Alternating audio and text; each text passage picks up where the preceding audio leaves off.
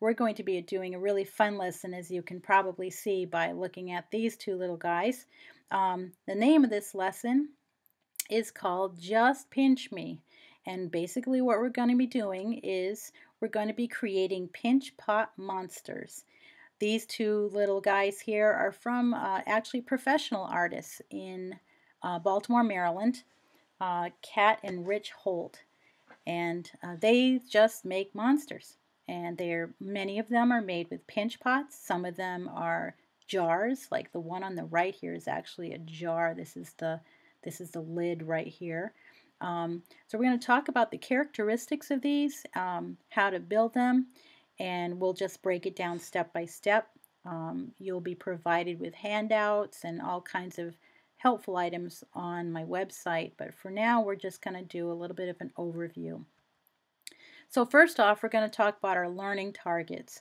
I can demonstrate a variety of hand building techniques, and I can define clay terms and stages. Some of these things should be reviewed to you, and some of them might be a little bit new, but for the most part, we're just kind of refining our skills here and adding on just a little bit more. This little guy again is from Baltimore, Maryland, from the clay monster makers down there. So here's a little guy. I love his eyes and teeth. And what we're going to begin now is we're going to start designing it. That's the first step. So we're going to need to get out our sketchbooks, and I'm going to ask you to design two monsters. And I would try to make them two very different monsters, two very different looks. We'll talk about different aspects of the monsters. And as you can see here, there's quite a variety that could possibly happen or come out of your imagination. You could take one or two things from one of these and something else from another one and combine it to make it your own, but definitely make it your own. Lots of creativity potential here. So we're going to begin the designing process. So in my opinion, the first thing you got to think about is the expression. What is this monster doing? Is he scary? Is he goofy? Is he happy? Is he funny? And so forth. And so how you achieve that expression, firstly, I like to think about the eyes, because the eyes to me are the souls of the monster. So on the eyes, I'm going to give you a choice of either putting eyelids or eyebrows. You can do both. This one here, this is one that I did earlier. This one I did both. I have eyelids and I have an eyebrow on his one eye. And it's very expressive. He almost looks kind of worried, I guess he would be if his eye was missing. Anyway, you may do either of those, and I will do demonstrations about how to accomplish those. So consider the eyes and the look of the eyes. The next thing is the mouth. The mouth is very important. Is it gaping open? Is it smiling? Is it closed? Is it growling looking or wavy looking? I mean, there's all kinds of ways to go with this. I am going to give you a choice here also. You can do lips or teeth. You also can do both. On this one here, I did both to demonstrate that. The lips usually protrude out. They can be smiling. They can be just following the perimeter of the mouth. The teeth, wow, so much choice here. You could go with pointy teeth, squared off teeth, missing teeth, one tooth. I mean, it's so much there. You can go with different kinds of bites, over bites and under bites, and it just really is so expressive. I think that's a big one too. And lastly, the gesture. The gesture could be in the form of what the arms are doing, or the body position, how you choose to tilt your pinch pot, or how you choose to tilt your pinch pot, or how it is setting on its feet or legs. So those are important. So expression is, to me, the most important thing, and the most fun thing about these. Next, it needs to be balanced. This little guy should not be falling over. You need to make sure that it's solid and sturdy. So how you do that, I'd like you to either choose legs or feet. And as you can see here, the student, these are from our school. The student on the left did legs, just kind of like tube-like things, and ended up making 4 legs. Student on the right decided to do feet. Now with that, you still have options there too. Student on the left decided they just wanted to make the legs and just kind of plunk them down like that. The one on the right went through the effort of making some claws.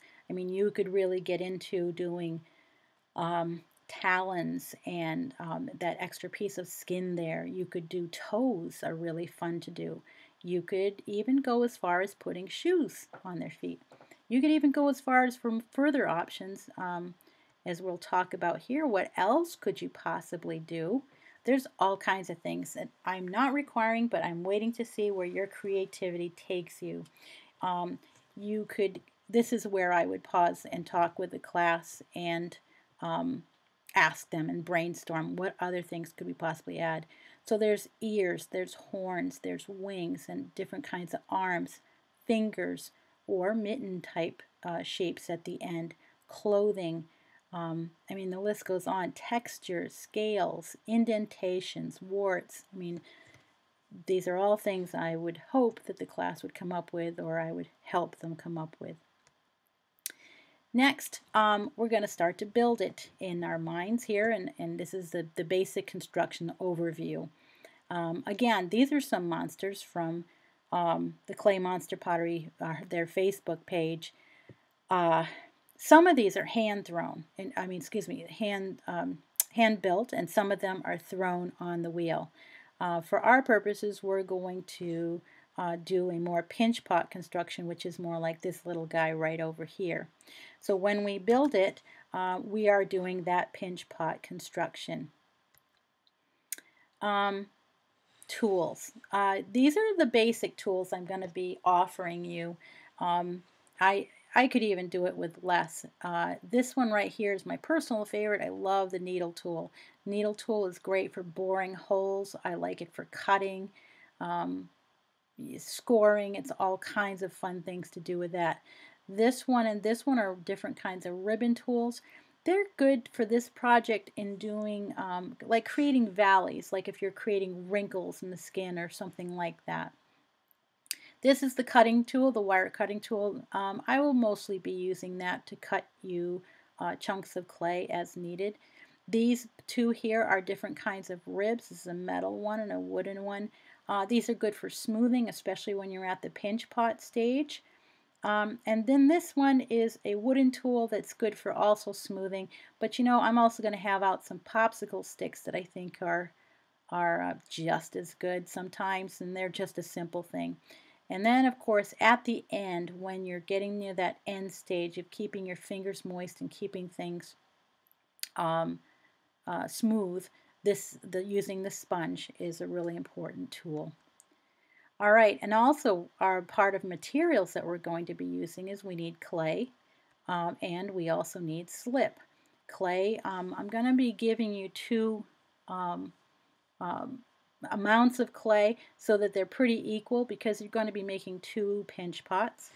And the slip I will have in a cup for you. You can use it on your fingers to apply when you're attaching. This should be review for most of you that have done that, and again, I will demonstrate physically to show you how to use this. So pinch pot body construction, I thought this little guy was a good example of showing you. You can really see the pinch pot in this one, and this student from our school decided to make a little like a jar. And so right here where the mouth would be, they did kind of just a simple mouth, that they used that as their lid cutoff point. And you can see the student did a really nice job keeping an even thickness on their walls.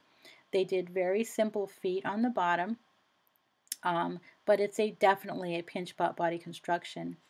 On this next slide, I'm going to have you watch a part of a video to show you how we're going to put these 2 pinch pots together. And for some of you, this is review on the proper way to make pinch pots. Welcome back. Today what we're going to do is we're going to learn how to make a pinch pot. Here are 2 different pinch pots. This one is finished. It's been glazed and fired. You can see the inside. and the pattern on the outside. And here's one that has not been fired. It's been fired once but not glazed, and it's called bisque fired. You can see it's got this reddish, orangish color, but you can see it's got its patterns pushed into it and little pieces of clay added on for texture. And these are two different examples of pinch pots.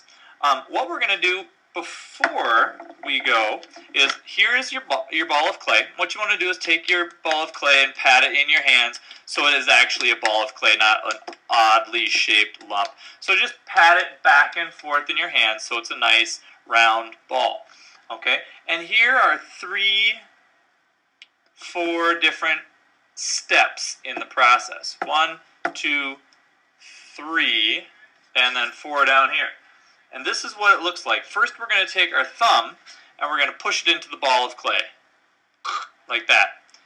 Okay, and you want it to be, I don't know, about ½ an inch away from the bottom of the clay. Don't push your thumb all the way through. Just push it a little bit through, like that. And then you're going to take your thumb out and you'll be able to see the hole. I'll show you that when we get to it. Then you're going to start pinching. And what you're going to do is you're going to pinch. Try to get your fingers as far down to the bottom as you can. And what you want to do is you almost want to imagine you're pulling the clay up and you're getting the wall to thin out. And what's going to happen is the cavity inside here is going to get bigger as you pinch the ball of clay all the way around. And as you're pinching, you're going to start turning it. Okay, so here's step 2. Step 3 is you've pulled it and pinched it evenly all the way around, and you've got a nice thin wall here. You've got the bottom, and you can kind of see this being a cross section. You've got, if we're looking at it from the top, here's the top lip of the bowl, and here's the inside where your thumb has been. Here's the outside where your fingers have been pinching, and here's the bottom where you could set it down and it would stand up nicely. And here's kind of the last stage.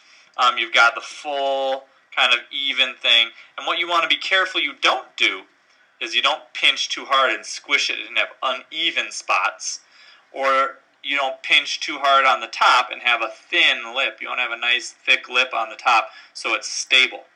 Okay. Also, you want to keep your pinch pot looking so that it's kind of roundish. Okay. This one I would say, they kind of squished it sideways and they got like a flat side here and round over there. Our goal is going to be to have ours kind of round. Okay. So here we go. We're going to start. Grab your ball of clay in your hand, take your thumb and stick it in, and that's step 1.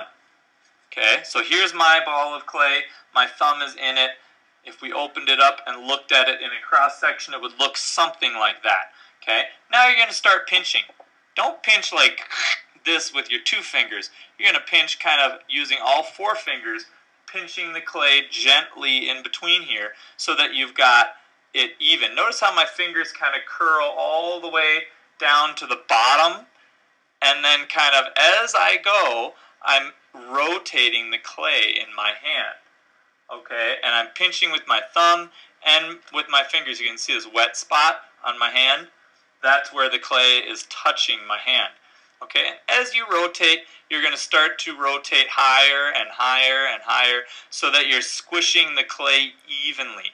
You don't pinch really hard at first, you just pinch gently and try to evenly space out your pinching so that your pinch pot has even walls.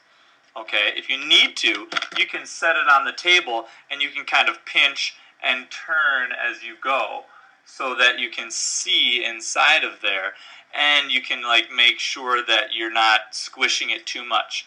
Okay, so get it pinched out evenly so that you've got a nice even wall. That's the side of the pinch pot. And you've got a nice even lip. That's the top of the pinch pot here. Okay, so it should look something like this when you're done. Should have nice even walls, a flat bottom, and a nice inside cavity. Okay, so in talking about how you're going to attach, you're going to make 2 of those pinch pots. And what you're going to do, that you want to try to make them about the same size. They should come out about the same size because you're going to have the same amount of clay, and you're going to be watchful, especially on your second one, that it fits, and constantly keep putting them together so you're approximating the same size. Then this is the part of attachment. This should be review from past years that you've had with me on how to attach. So I've got 3 S's here, and I would ask the class, what is the first step right here? And the first step would be, hopefully they would say, to score it. So you would score the edges of both of the pots. I kind of call this the clay Velcro. You know, you're scoring both edges, you're roughing both edges. You can use your needle tool to do this. I may even throw out some plastic forks, which would kind of expedite things. All right, and the second step is adding what? We just saw it earlier, and that would be adding slip. Slip is the attachment. It's not glue, it's not magic, because you need that last S word, but you really need the glue, the slip, and you can put it on generously, because it's okay if it squirts out in this case, because you need it for the last step, and the last step being smoothing. And smoothing is really important. You want to bind those two pinch pots together and make that seam, make that clay look like it was meant to be an egg shape, and you wouldn't be able to even tell where that seam was. So you use your fingers, you can use tools, you can roll it afterwards when you're done to just kind of really smooth it out. But those 3 steps are essential in making the quality of your thing not bumpy and cracked and so forth. All right, and so now a couple other techniques that you are expected to use on your monster. One is the slab, and then the other is the coil. These also should be reviewed. I will hand out rolling pins, and a slab is nothing more than a piece of clay that is rolled out to a flat sheet. You don't want to go too thin. I always say kind of like the thickness of a nice sugar cookie. And then the coil is nothing more than a worm or a snake of clay that you roll out on the table usually, or you can do it in midair. I like to do it on the table. I feel like it's more stable. And coils can be used for a variety of things. Coils can be used for eyebrows, lips, any kind of swirly attachment. You wouldn't want to go too skinny. If you're trying to, like, let's say you wanted to do coil legs, you wouldn't go too thin, because they'll be too fragile and they'll break. On the other hand, you don't want to go too thick. If you go larger than an inch, let's say, you run the risk of it not making it through the firing process. All right, so those are the other 2 techniques. And then what I just wanted to point out here with these little guys is that these are using a variety of things that we just saw. So right here you have coils on the legs. These are nice stable legs, and then they have these extended eyes, I guess, right here, and antennas and so on. So that's how that person used coil. Coils all along here, coils around the eye. This tail right here on this little raccoon is a coil. And then this person used coils for this mustache and then for the lips. Now in terms of slab, you've got a slab tongue here. You have a slab construction around here, and I don't know if you can see the teeth right here. Slab tongue, and these teeth were all slabs, and of course these ears were all slabs. So those were some good examples of using those techniques. On these, I put these together because I just wanted to show you too that if you plan ahead and you want to add extra things after the glazing process, you could add feathers, you could add pipe cleaners, anything else that you want to bring in. I had one student make holes in preparation for earrings or dangling jewelry kind of thing. But you have to think about that when you're in the building process. So you would bore holes where you'd like them to be. It gets glazed, and then at the end these things would be inserted. Kind of a fun addition to your project. So let's begin. We can do this. It'll be really fun, and I hope you have a good time doing this.